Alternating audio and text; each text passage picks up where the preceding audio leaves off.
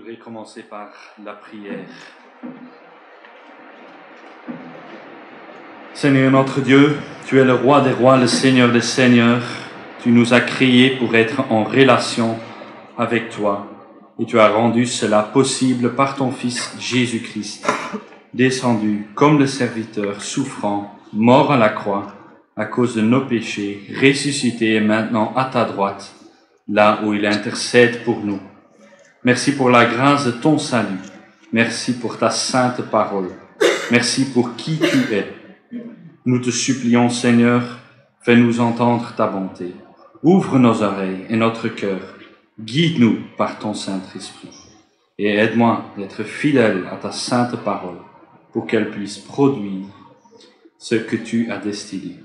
Appeler tes enfants et les transformer dans l'image de notre Sauveur et Seigneur Jésus-Christ. Par ta grâce et pour ta gloire seule. Au nom de Jésus-Christ. Amen. Vous pouvez ouvrir vos Bibles dans le psaume 143. Le psaume 143.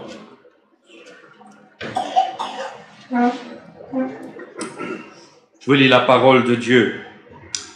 Psaume de David, Éternel, écoute ma prière, prête oreille à mes supplications. Réponds-moi dans ta fidélité, dans ta justice.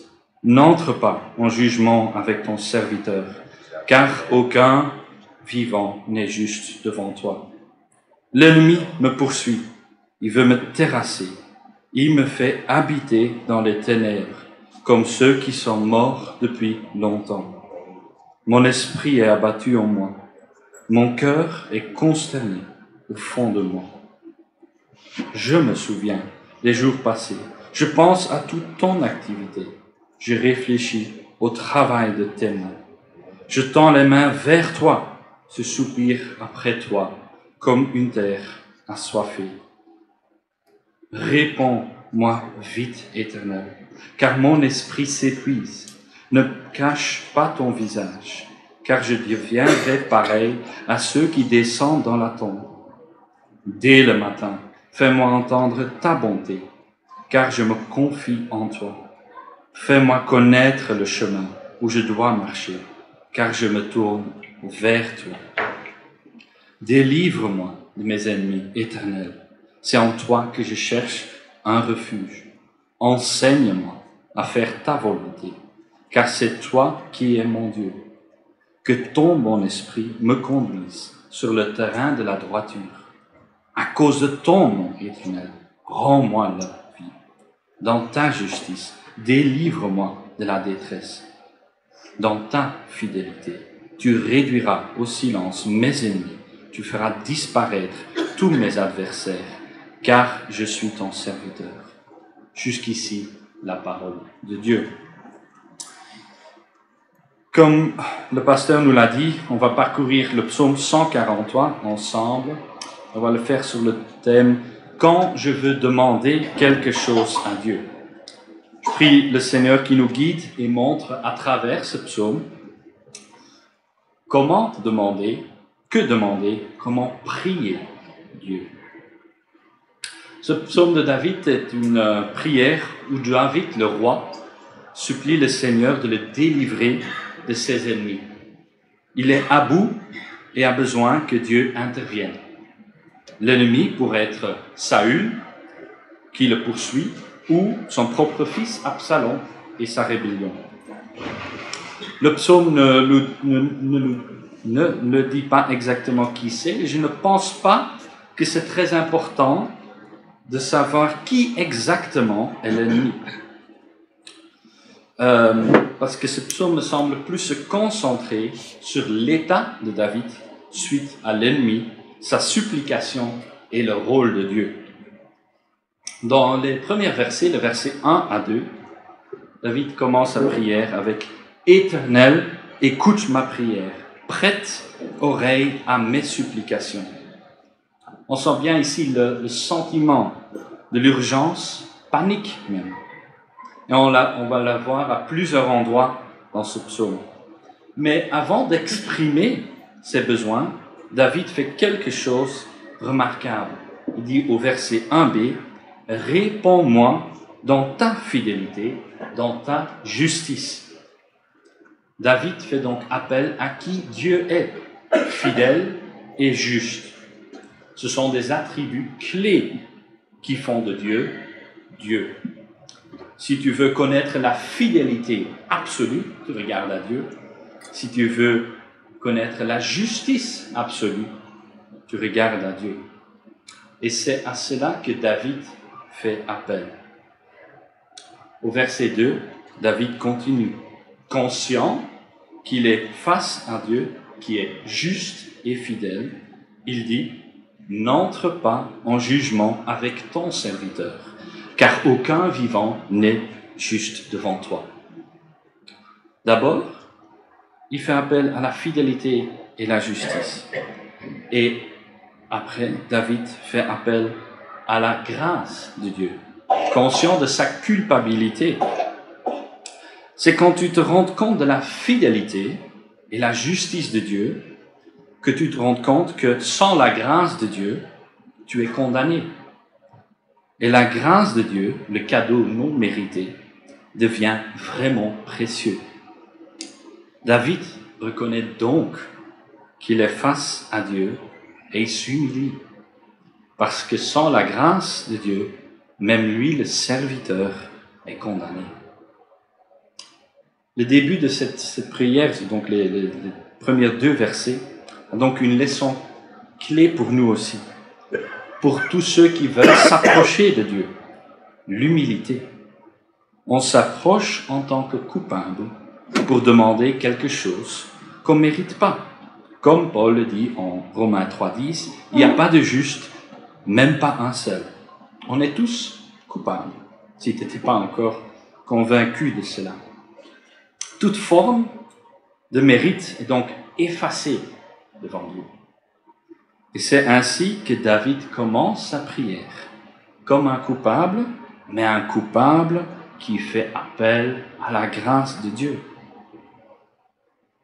Parce que Dieu est grâce, Dieu est justice, Dieu est amour. Quelle est donc notre attitude quand on s'approche de Dieu? Tu commences avec la liste des courses ou comme David?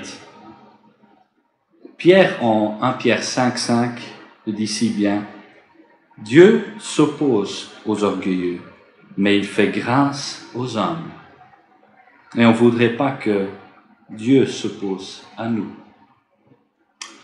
Les versets 3 à 6. Après s'être humilié, en faisant appel à qui Dieu est, et le besoin de la grâce, David déballe son cœur. L'ennemi qui le poursuit, le veut terrasser, le fait habiter dans les ténèbres, son esprit est abattu, son cœur consterné au fond de lui. Des versets où on peut presque goûter dans quelle profonde souffrance David, le roi, se trouve. L'homme, selon le cœur de Dieu, est pourchassé, il souffre. Saül ou son fils Absalom, peu importe, ils veulent assassiner David. Il y a donc un danger réel. Il n'est plus dans son palais, avec tout le confort, mais probablement au fond d'une grotte, comme le texte semble vouloir nous faire comprendre. L'ennemi me fait habiter dans les ténèbres, comme ceux qui sont morts depuis longtemps. Il doit se cacher. Mais notez, ce que préoccupe David ne semble pas être la souffrance physique ou le danger réel. C'est l'impact que l'ennemi a à l'intérieur de David. C'est son âme. C'est à l'intérieur que ça ne va plus. Verset 4, « Mon esprit est abattu en moi. Mon cœur est consterné au fond de moi. » Et quand à l'intérieur, l'âme, les pensées n'en peuvent plus, rien ne va. Il pourrait demander pourquoi cela lui arrive, lui l'homme, selon le cœur de Dieu, lui le roi, qui est pourchassé, qui est souffrant, mais non. Au verset 5, David, qui était tourné en lui-même, préoccupé de son problème, les ennemis, commence à réfléchir et dit dans sa prière à Dieu, le verset 5, « Je me souviens des jours passés. Je pense à toute ton activité. Je réfléchis au travail de tes mains. » On voit, si on peut le dire ainsi, une petite lumière. Au lieu de se laisser dominer par les circonstances, David commence à méditer sur la grandeur de Dieu. David se souvient des jours passés, son cheminement avec Dieu, comment Dieu s'est manifesté à travers lui. Mais David va plus loin. Il pense, il réfléchit, il médite sur tous les actes de Dieu, les œuvres de la main de Dieu. Et là, on peut penser à tout ce qui précède David jusqu'à la création même. Moi, je ne peux pas rentrer dans la tête de David, mais peut-être il se souvenait du psaume 44, qui le dit bien, si bien, le psaume 44 à partir du verset 2. « Ô Dieu, nous avons entendu de nos oreilles, nos pères nous ont raconté tout ce que tu as accompli à leur époque, par le passé. De ta main, tu as chassé des nations pour qu'ils puissent s'établir. Tu as frappé des peuples pour qu'ils puissent s'entendre. En effet, ce n'est pas par leur épée qu'ils se sont emparés du pays. Ce n'est pas par leurs bras qui les a sauvés, mais c'est ta main droite, c'est ton bras, c'est la lumière de ton visage, parce que tu les aimais. » La main souveraine du Dieu fidèle, juste et amour à travers l'histoire. Et c'est ici conscient de cette immense grandeur de Dieu et de ce que Dieu a accompli dans le passé, ce que Dieu a accompli à travers David, que David, au verset 6, tend les mains vers le Seigneur et dit « Je soupire après de toi comme une terre assoiffée. » Une terre assoiffée. Il n'y a pas une meilleure image que cela. Une terre qui a besoin d'eau.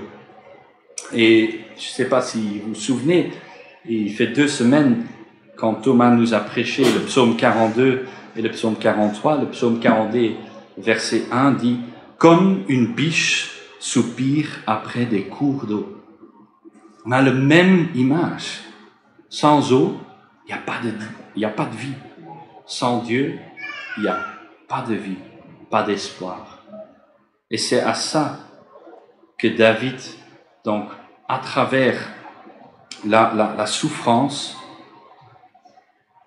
il pense à tout ce que Dieu a fait pour lui, avant lui dans l'histoire. Et maintenant, conscient de qui Dieu est, il tient les mains vers Dieu et soupire près de Dieu, parce qu'il sait que c'est que Dieu qui peut lui rendre la vie. Mais comment appliquer les versets 3 à 6 pour nous? Quelque part, en lisant ce psaume, cela nous reconforte. C'est pas que nous qui avons déjà vécu des moments où rien ne va. David aussi est sûrement pire que nous. Toucher le fond, être abattu. Cela nous arrive même en tant que chrétiens. Éric nous a montré la semaine passée que cela peut arriver à cause du péché à travers le psaume 32 de David et comment s'en sortir par la repentance, avouer notre faute à Dieu et la joie du pardon.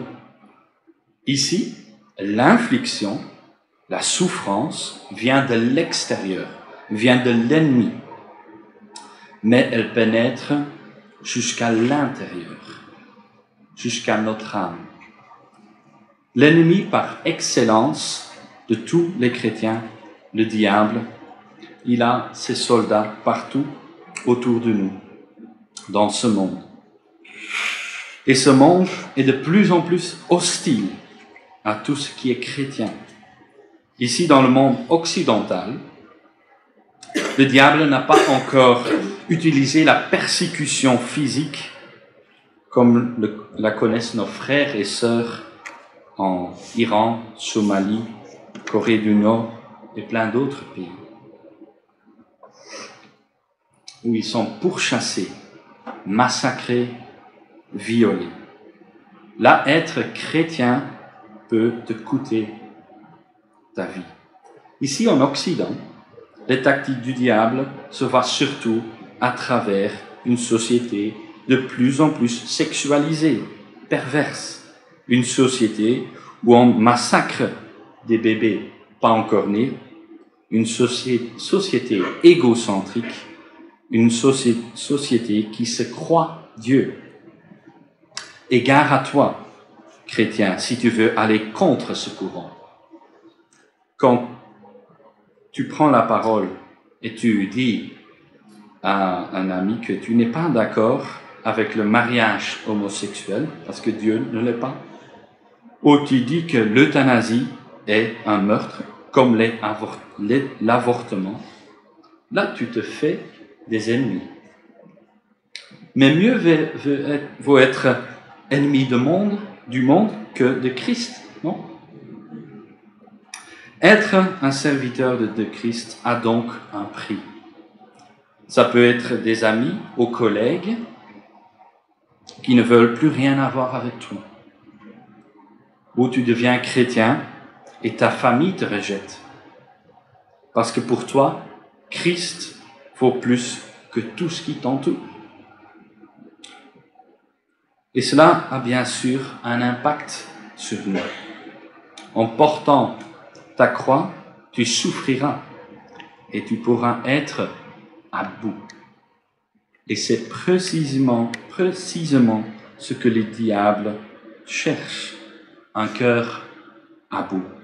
Un cœur qui ne trouve plus de joie en Dieu. Un cœur sans espoir. Pour que, comme David, notre cœur soit consterné au fond de nous, que plus rien ne va. Quand nous, on est dans ce stade-là, on voudrait rien de plus qu'il n'y a plus d'ennemis, qu'il n'y a plus de problèmes. Mais c'est à l'intérieur que ça ne va plus. Une petite anecdote, je me souviens, dans l'année 2018, ma femme et moi étions de retour d'une magnifique vacances en Toscane, en Italie. Mais apparemment, nous n'étions pas retournés seuls. Nous avons pris des toutes petites passagers avec. Et qu'est-ce que faisaient ces petits clandestins? Ils nous piquaient. Des punaises de lit. Bon. Si vous ne savez pas ce que c'est, vous n'avez rien manqué. Hein. Bref, grand panique, chez moi en tout cas. Comment tuer ces bestioles, de la vapeur congeler nos vêtements, des insecticides, jusqu'à des professionnels qui sont venus. Enfin, moi j'étais abattu. Ma femme était plutôt calme. Elle me disait, Bram, tu fais de ce problème quelque chose plus grand que Dieu. Cela m'a fait réfléchir. Et comme David, je me suis rappelé les grandeurs de Dieu, le salut que j'avais en lui. Nous en sommes sortis. Non parce qu'on s'est battu contre ces petites bêtes, mais parce que mon âme était renouvelée en Christ. Avec cela, je veux dire que mes pensées, mon être était de renouveau orienté vers Christ.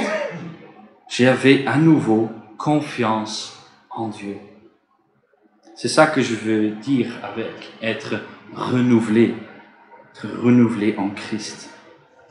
Cette petite anecdote témoigne aussi de ma petite foi, bien sûr, et est à rien comparable de ce que nos frères et sœurs persécutés subissent.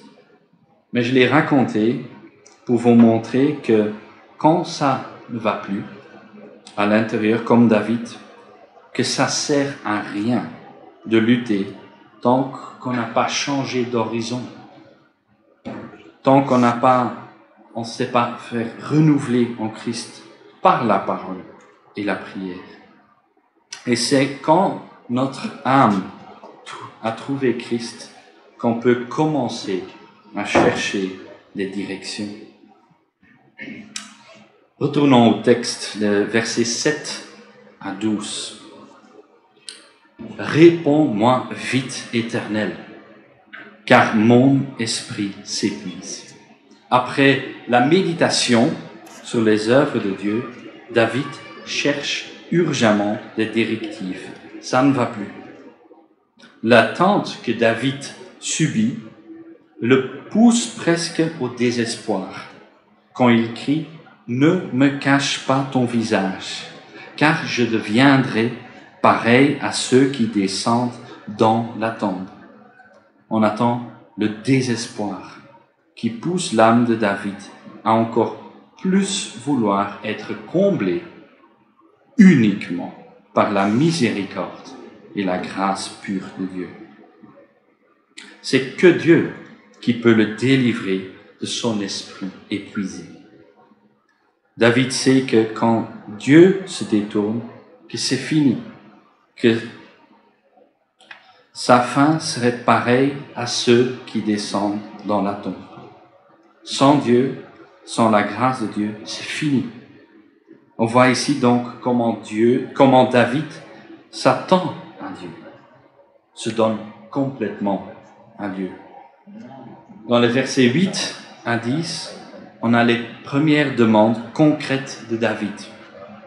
Dès le matin, fais-moi entendre ta bonté. Fais-moi connaître le chemin où je dois marcher. Délivre-moi de mes ennemis. Enseigne-moi à faire ta volonté. Que ton bon esprit me conduise. Chaque requête de David est suivie par une parole de confiance qui comporte sa propre nuance, une parole où David se rend à Dieu.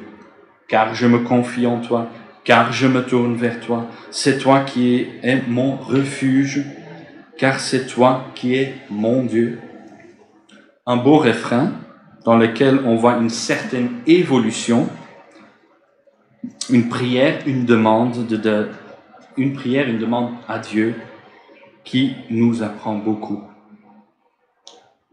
Dans la première partie, nous avons vu comment David s'est approché de Dieu et son problème, l'ennemi qui le poursuit, son état abattu, le début de renouvellement de son âme, quand David a médité sur les œuvres de Dieu, et ici, et on a senti ici donc l'urgence, l'angoisse, la souffrance à cause des ennemis.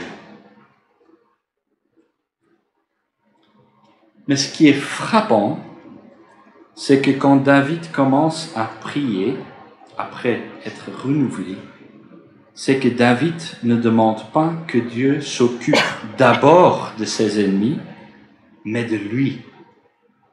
Pas qu'il a besoin de la gloire ou le confort, non, cela est déjà clair. Ce que David veut, dès le matin, avant que la journée commence, entendre la bonté de Dieu. Dans d'autres traductions, miséricorde ou amour. C'est d'abord ça que David a besoin. David dit, fais-moi entendre.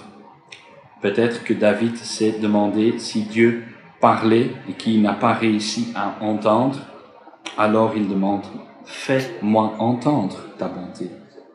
Une bonne prière. Dieu cherche des oreilles qui veulent entendre. Dans les requêtes qui suivent, David dit, fais-moi connaître le chemin où je dois marcher. Et verset 10, enseigne-moi à faire ta volonté. C'est ici qu'on voit vraiment ce que préoccupe la prière de David. Le désir d'être un bon serviteur de Dieu. Un serviteur comblé par l'amour de Dieu, verset 8. Un serviteur qui s'attend à Dieu pour le protéger de son ennemi, verset 9. Son esprit qui le guide, le conduit et leur enseigne à faire la volonté de Dieu, verset 10.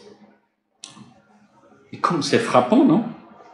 Tu lis la souffrance de David. Il est pourchassé, ça veut dire qu'il doit continuellement se cacher ailleurs, dans une grotte, pas de confort, pas de gloire, rien, à bout. Il touche le fond, et cela à cause de l'ennemi. Et c'est l'ennemi qui est le coupable. Mais ce que David demande, c'est « Seigneur, moi je veux être ton serviteur, je me confie en toi, toi tu prendras soin de l'ennemi. » Ça m'a vraiment frappé parce que voir comment c'est, quand Dieu touche le cœur, comment tout change. Quelle transformation. Pour conclure sa prière, David fait appel à qui Dieu est. Encore, le verset 11 et 12. À cause de ton nom, rends-moi la vie.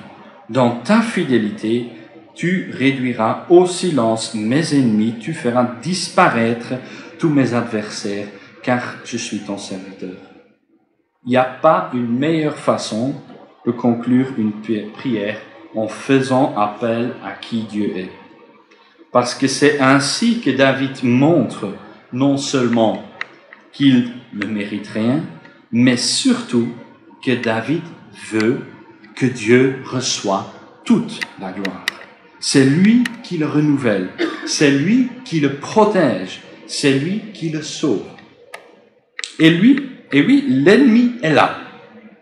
Et c'est même, si on peut le dire ainsi, qu'à travers ce cheminement de David, qu'on voit comment l'ennemi est l'élément qui fait que David se tourne vers Dieu, se renouvelle en Dieu, se rend complètement à Dieu, compte que sur la grâce de Dieu et veut être le serviteur de Dieu. Les derniers mots de David pour ce psaume sont « Car je suis ton serviteur ». C'est aussi le titre que j'ai donné à cette prédication. C'était une phrase qui m'a frappé. Je ne l'avais pas tout à fait directement compris.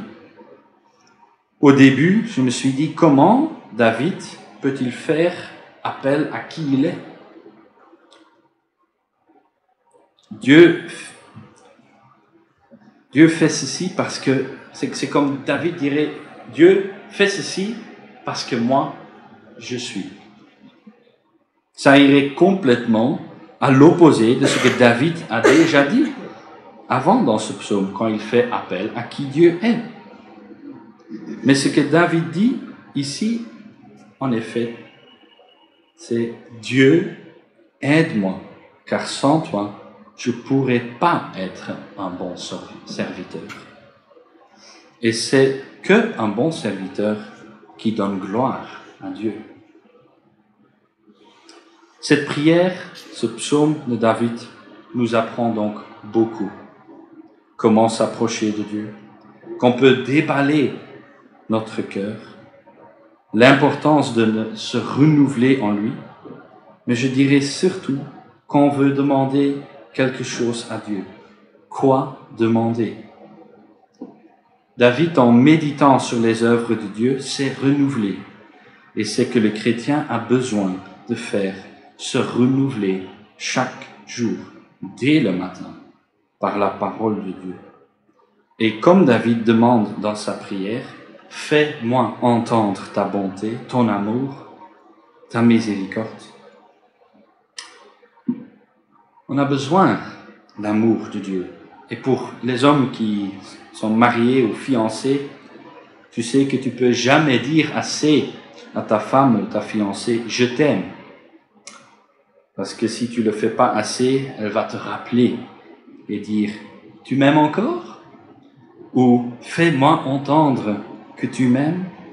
On rit peut-être, mais on a tous besoin d'entendre que Dieu nous aime. Il nous a aimés au point d'envoyer son Fils unique pour que quiconque croit en lui ait la vie éternelle.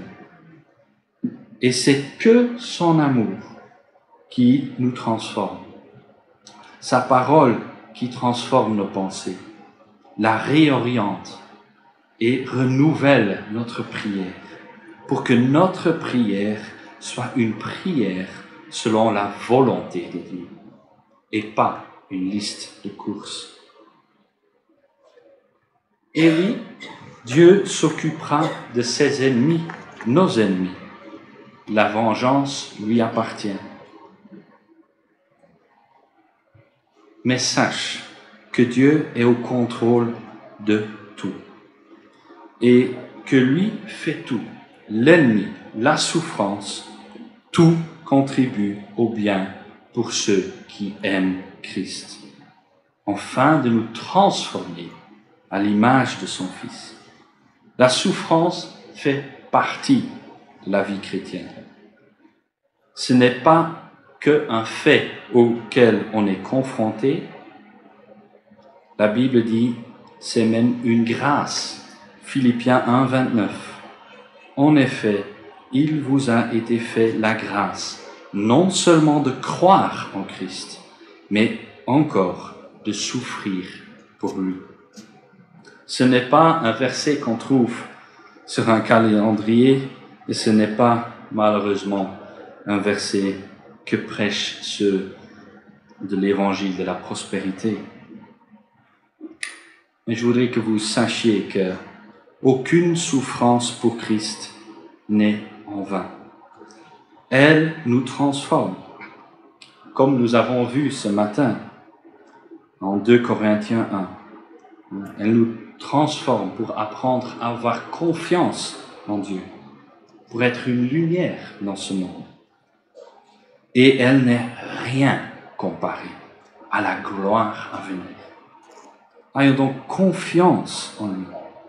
Prie pour que tu puisses être ce bon serviteur, dépendant, à l'image du serviteur souffrant parfait, Christ. Lui qui est avec nous tous les jours, jusqu'à la fin du monde. Prions. Seigneur notre Dieu, merci pour ce psaume. Je prie que tu sois avec nos frères et sœurs dans le monde qui souffrent, qui sont persécutés, que tu renouvelles leurs âmes en toi, pour qu'ils puissent être des bons serviteurs, malgré la souffrance. Mais je prie aussi pour tous ceux ici présents, ceux que tu connais et ceux qui ne te connaissent pas encore. Oui, tu ouvres les cœurs et que tu renouvelles des âmes en toi, que tu nous fais entendre ta bonté, ton amour, que tu nous guides sur le chemin que tu as préparé, que tu nous apprends à t'obéir par ton Saint-Esprit et pour ta gloire seule, au nom de Jésus-Christ. Amen. Chantons le cantique « Ô prends mon âme ». Source de vie, de paix, d'amour, vers toi je crie, la nuit, le jour.